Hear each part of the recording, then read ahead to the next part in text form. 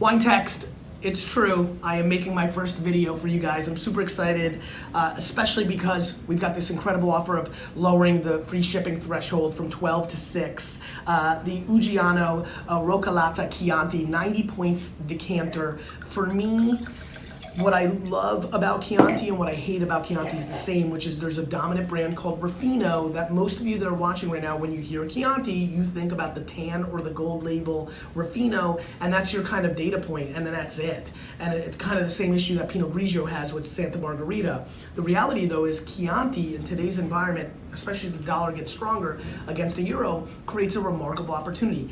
Decanter is one of the great wine rating mechanisms in our ecosystem today. A European magazine that has started to gain heat here in America. A 90-point decanter wine at this price at under 12 bucks a bottle is ludicrous, but more importantly, what's exciting is that a Chianti is so flexible. It can easily be the kind of just, I need a red glass, Alex, tough day at the office, you come home, you just need a glass of red wine, at $11.88 a bottle, which is what I think the price is. Sorry if I'm wrong on this, don't stick it to me, but I think that's the price.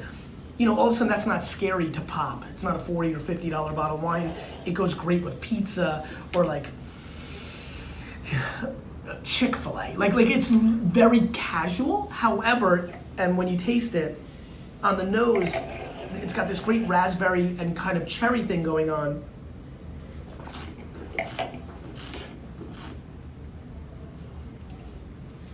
I'm so excited for everybody to try this, which is why I mandated the team to lower the free shipping threshold to 6 for the first time ever, because it's silky smooth.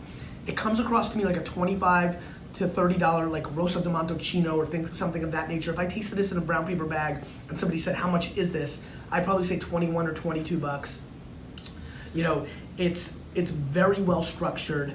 It's very easy to drink by itself, but what I love about this wine is it's got real viscosity and structure and oomph on the mid palate to the finish. I still taste the sour cherries and the beautiful little undertone of cinnamon on the finish, which means it will stand up to chicken.